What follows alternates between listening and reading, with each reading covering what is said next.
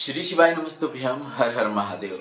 आपको मकर संक्रांति से जुड़ी एक विशेष जानकारी देना है। अगर आप मकर संक्रांति का पूजन करते हैं या मकर संक्रांति कब है या जानना चाहते हैं तो उससे संबंधित एक विशेष जानकारी है कि मकर संक्रांति इस बार जो है सूर्य उत्तरायण होने का समय 14 जनवरी मतलब आज दोपहर के 3:07 से है और बुधवार के दिन शाम के समय प्रदोष की तिथि भी रहेगी। ऐसे में मकर संक्रांति जो है वह मनाने का सही दिन जो रहेगा वह 15 जनवरी को रहेगा।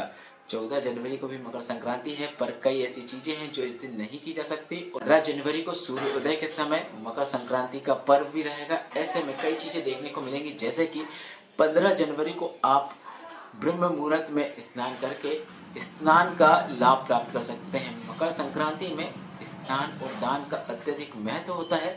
ऐसे में अगर आप मकर संक्रांति को 15 जनवरी को मनाते हैं तो आपको सुबह स्नान का तो लाभ मिलेगा ही, और स्नान करने के बाद आप जो दान पुण्य करते हैं मकर संक्रांति में उसका भी लाभ प्राप्त होगा। आपको बता दें, एकादशी की तिथि के दिन दान नहीं किया जाता। ऐसे में आप 14 जनवरी को दान करेंगे तो वह उतना शुभ नहीं माना जाएगा। पर 15 जनवरी 2026 उदय तिथि के अनुसार मकर संक्रांति भी रहेगी, प्रदोष की तिथि भी रहेगी और उसका जो लाभ है आपको कई गुना अधिक प्राप्त होने वाला है। हमने अपने पिछले वीडियो में आपको यह बताया था कि 14 जनवरी को मकर संक्रांति है, तो हाँ, कैलेंडर के अनुसार 14 जनवरी को है, पर अन्य लाभों को देखते हुए जैसे कि स्नान का महत्व, दान का महत्व और सबसे महत्वपूर्ण जानकारी तो यह है कि खिचड़ी इस दिन नहीं बनाई जा सकती। 14 जनवरी को खिचड़ी नहीं बनाई जा सकती क्योंकि चावल का सेवन करना, चावल खाना एकादशी के दिन वर्जित होता है। तो आपको यह जानकारी ध्यान में रखना है।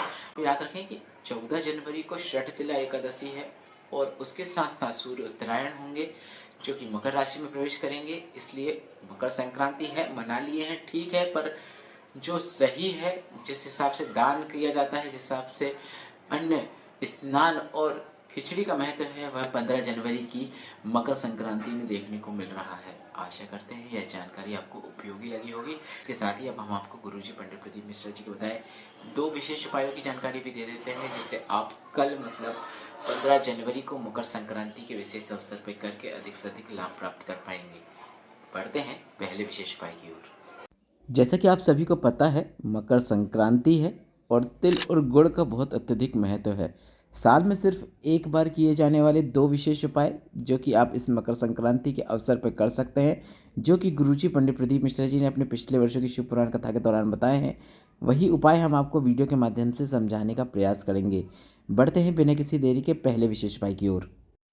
यह हमारा मकर संक्रांति के उपायों का पार्ट 5 है। अगर आपने पहले 4 पार्ट नहीं देखे हैं तो सभी पार्ट 1, 2, 3, 4 की लिंक हमने कमेंट बॉक्स में मेंशन कर दी है, जिसमें टच करके आप मकर संक्रांति के उपायों के चारों पार्ट देख सकते हैं, या फिर आप इस वीडियो के डिस्क्रिप्शन में भी दी गई लिंक पर टच करके सभी पार्ट देख पाएंगे।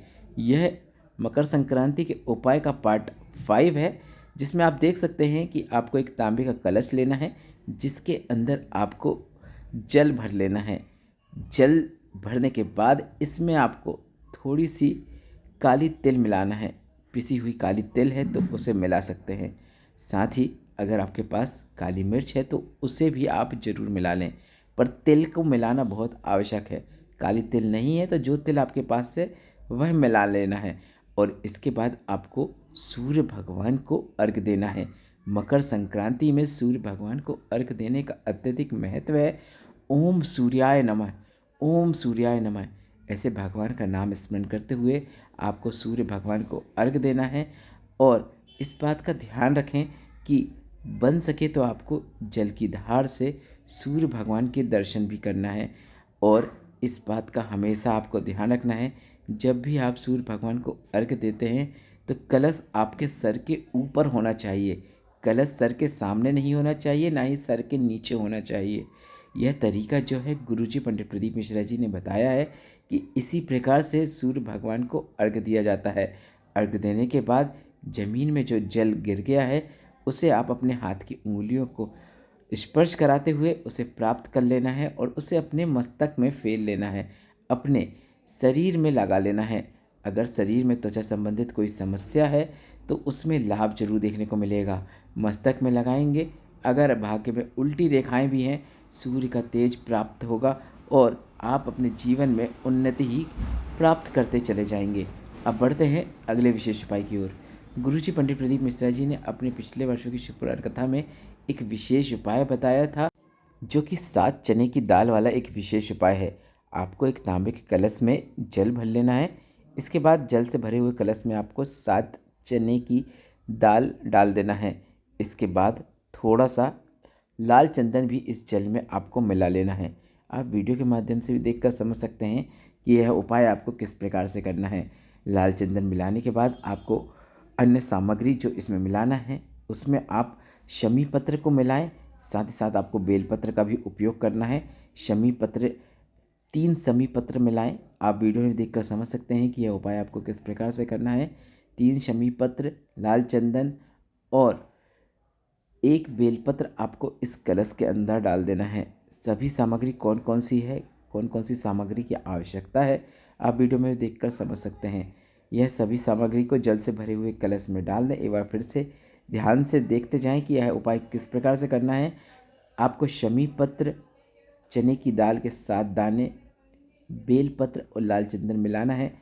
और तांबे के कलश में लाल चंदन नहीं रखा जाता, कई लोगों का प्रश्न रहता है, तो आप रोली का उपयोग कर सकते हैं या फिर आप स्टील के कलश का उपयोग कर सकते हैं। कुछ बातें हैं रहती हैं जिनको आपको ध्यान देना आवश्यक है, तो आप इस बात का ध्यान रखें। अगर तांबे का कलश है आपका तो उसमें आप लाल चंदन ना लगाएं, ना ही लाल चंदन रखें। आप स्टील के कलश का उपयोग कर सकते हैं। इसके बाद आपको सूर्य भगवान को फिर से उसी तरीके से अर्घ देना है जिस प्रकार से दिया जाता है। ओम सूर्याय नमः, ओम सूर्याय नमः, ऐसे भगवान का नाम स्मरण करते हुए आपको सूर्य भगवान को अर्घ देना है। कलश आपके सर के ऊपर होना चाहिए, इस बात का आपको ध्यान देना है। इसी प्रकार से आपको सूर्य भगवान को अर्घ देना है और अर्घ देने के बाद जो सामग्री नीचे गिर जाएगी उसे आप विसर्जन में डाल सकते हैं या फिर आप उसे नदी या तालाब के पास जाकर छोड़ सकते हैं या फिर आप उसे किसी वृक्ष के नीचे ले जाकर छोड़ सकते हैं। इस प्रकार से आपको यह उपाय पूर्ण करना है। आप वीडियो में देखकर समझ सकते हैं। देखिए, सूर्य भगवान को जब भी अर्घ देते हैं तो हमें प्रयास करना है कि कलश हमेशा हमारे सर के ऊपर होना चाहिए और जल की धार से बन सके तो सूर्य भगवान के दर्शन करना चाहिए। अब कई लोग बोलते हैं कि हम जल की धार से सूर्य भगवान के दर्शन नहीं कर पा रहे हैं, तो आप दिन में करेंगे तो ऐसा नहीं हो पाएगा। उगते हुए सूरज को आप अपनी आँखों से देख सकते हैं और जो सूर्य भगवान को अर्घ भी दिया जाता है तो सुबह सुबह ही दिया जाता है। आशा करते हैं आपको यह उपाय का जो सीरीज़ है पार्ट 5 आपको उपयोगी लगा होगा। अगर आप पार्ट 6 देखना चाहते हैं तो कमेंट बॉक्स में पार्ट 6 जरूर टाइप करें। शाम तक हम आपको 15 जनवरी मकर संक्रांति के उपायों का पार्ट 6 भी जरूर लेकर आएंगे। श्री शिवाय नमस्तुभ्यम। हर हर महादेव।